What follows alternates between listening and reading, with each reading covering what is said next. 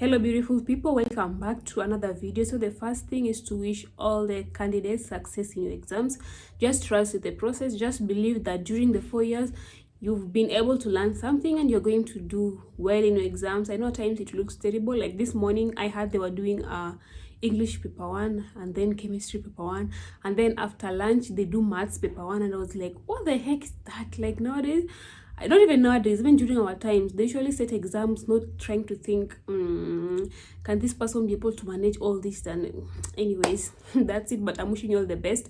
Just believe you're going to succeed. You're going to be done with the high school. You're going to get into college, and your life is just going to go smooth. Just trust in the process. I'm talking about getting into college and life after college. Today I just wanted to talk about how is it being a postgraduate. Yeah, so during the past 1 week I think I took a kind of break, because the first thing you should always care about is your mental health. So I just took a kind of break because I was just trying to regain my energy and to just feel better about myself. Because being a postgraduate, you're trying to look for a job, you're trying to like put your life together, you're trying to know what you really want to do in life, because at times you might even get out here and realize something that you went to school for, or even for the 4 years, maybe it's not the thing that you really want to do. Maybe you feel like you want to do something else, and then this is when most people are trying to figure out, like, are you going to get into marriage? Are you planning, like, you're trying to get to understand so many things and to try and know when you're going to do these things, and this brings a kind of confusion, and this makes you get into a minor depression. So I just got into a minor one, but not that bad. But then just trying to re-energize yourself is really important. That's why I think I haven't created a video for a couple of days, but right now I'm here, and I just thought that the first video I should make is just to talk about how it is after graduating. So the first thing that happens is most people are being affected by pressure. For me personally, I don't have any pressures. Like, no one is pressuring me to do anything in my life. I'm deciding everything for myself. But then I know so many people who are going through pressure from parents, pressure from friends, pressure from relatives, pressure from every corner. Everyone is giving you pressure onto what you should be doing after you have graduated. Like, we have people who are being pressured to find a job, people who are being pressured to like get out of their houses and of their homes and go and start their own life outside. Like, there's a lot of pressure even to get married, because maybe you live with people who think that you are supposed to get married at a certain age, and then you're getting all this pressure. So the fact is just pressure. There's a lot of pressure when you are living somewhere where people just have to push you to do these things. But then it's usually better if you have people who understand that everyone usually does things at their own time. Like, I just hope like most of you guys just have those people who can tell you that it is not a must for you to do it at this time. God's time is the best. You just have to believe in that time and wait for that time and keep on pushing. Yeah, because if you have people who are telling you that, then that means you won't have all these pressures and get into depression. But then if you live with people who are pressuring you and telling you, oh, why is it that Nani has found a job, Nani has gotten married, Nani has done this and this, and yet you have not done it, then that means your life is really going to get a little bit difficult. Yeah. So the first thing is just the pressure that people get. I just hope that you people just know how to manage these pressures, because your time will always come. Like, for me, the entire time, even when I was in college, I usually just believe my time will come, and God's time is usually the best. Like, when that time comes, you'll just sit down and just start asking yourself, like, why was I even struggling? Like, if this is what I was to expect, like, at this time, why was I struggling during that time with certain kind of thing? Like, if this was it for me, then I think I couldn't even have disturbed myself trying to go and run all the corners around. But then just wait for God's time. I'm telling you, God's time is usually the best. And then the other thing that most postgraduates are suffering from is the seniors eating their young. Like, the people who want to take advantage of you, that only because you're fresh from college, there's nothing you know that much, and you're so desperate, so I can take advantage of you the way I want. That is in terms of the salary they're paying you, and also in terms of the amount of work that they want you to do. They're really going to take advantage of you if you're really not straightforward with what you want.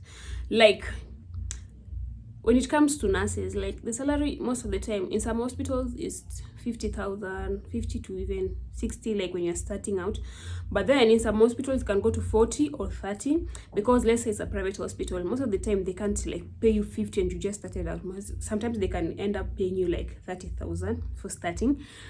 But then if you really don't know, if you really have no idea even how much people are actually being paid, people are really going to take advantage of you. Like I've gone like for several interviews, and oh my god, like if you really allow people to take advantage of you, they're really going to have fun doing that.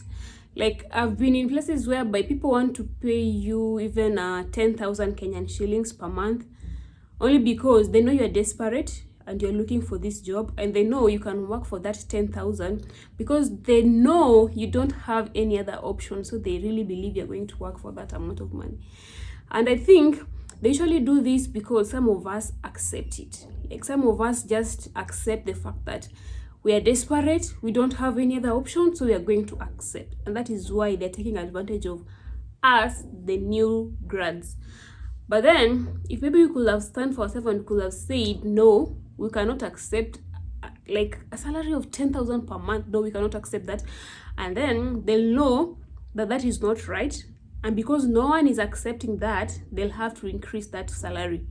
But then if there are some of us who are accepting that, then that is making it difficult for the others who cannot be able to accept that amount of salary. I've gone to several interviews. I won't name any hospital, but then you get there and then they ask you for an expected salary. Like I went somewhere and they asked for my expected salary. I was like 30,000. And then there was another person who was like, I can work with 10 or 15. And then they had to accept that person only because they agreed to 10,000. And I'm like, what do you guys do with 10,000 Kenyan shillings in this country? The way the economy is so hard, what do you guys do with 10,000 in a month? Like, oh my god, like I can't. Like, hey, this is just going so crazy. What do you guys usually do with 10,000 Kenyan shillings? Like, just tell me down in the comment section, what was your starting salary? And then if someone is to pay you 10,000 Kenyan shillings, someone like, I don't know if someone can break this down for me, because rent itself, bed sitter nowadays is usually 5,000, 6,000. So that is just like the 10,000 is just rent. And then imagine you have to buy food. Now you've started working. Remember, people are expecting you to even send money to your partner. What are you even going to send? Like, oh my god, I don't know how people are surviving being new grad nurses. But then I think this is really getting out of hand. The way they, especially private hospitals, they're taking advantage of these new grad nurses, because apart from being paid a lower salary, you're going to do a lot of work. Like I have friends whom we completed college during the same time. They're working in private hospitals, but then you're working from, you're working from 7 a.m. to 7 p.m. or 6 p.m. So that is almost 12 hours. You're being paid 15,000 Kenyan shillings or 20,000. And then during the days that you are on your day off, you are also on call. So that means you never get to rest. You never get to just have time for yourself. You're working for 20-something days. Like, I think usually have 1 day off in a week. So you're working for almost like 26 days. During those days that you are off, you have to stay in the house because you can be called in anytime that there's something you need to do, or you need to take someone else's shift. Imagine, and you're being paid 15. Okay, I'm telling you, this country people are just not serious. No. And then the other thing is expectations and competitions. Like, only because you thought that being a nurse, you'll always, that is just an example, because I know there are other courses that people are also not getting jobs, but maybe let me use that example. When you're in college, you thought that being a nurse, when you get out here, there are so many jobs. Like, which hospital does not need an extra nurse? That is what we all had in mind. Like, getting a job is just going to be instant. Like, even people are just going to be wishing that you go to their hospitals. That is what we all thought about. But then you get out here and you realize that's not the case. Yes, they need extra nurses, but they're not hiring extra nurses because they don't want to pay the extra nurses. They want to have the few that they have so that they can just, because they can still do the entire work and be paid the same amount, so there's no need of hiring someone else to assist them. So that is what you realize.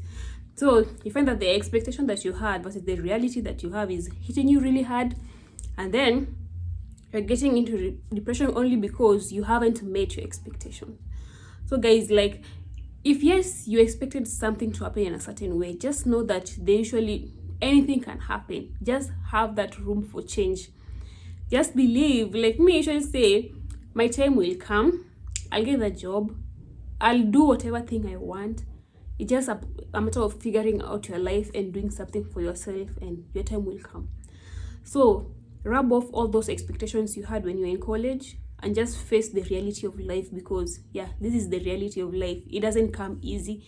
Nowadays it depends on who do you know, like who do you know out here, because I know like a big number of people who have gotten jobs, especially in Kenya. A big percentage is because they knew someone who could connect them to that job. Yeah, so for most people it's not just easy to just, yes, some people will just go out by themselves and they get that job, it's their luck. But nowadays, with the experience matters, like every job advertisement I see, but believe me, I usually don't even look at the, I don't know, like things that they expect you to do. I usually just go to the experience. I see 3 years experience. What literacy, I don't know, computer literacy is an added advantage.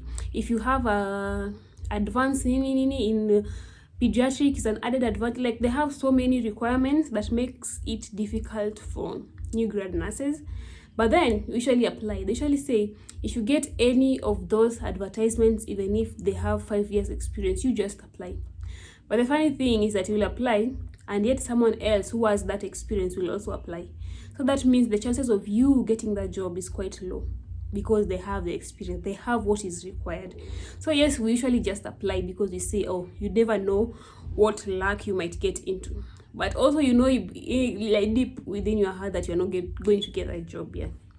I think about competition, you start looking at your fellow nurse graduates, like the people you went to college with. Some of them already have jobs, some of them have even high paying jobs, and you're like, why is this not happening to me? So you start like comparing yourself with the other guys, and you feel like your life is not working out, and yet the life is working out for them. Just know everyone has their own time, everyone has their own kind of life to live. Stop living your life trying to compare it with other people.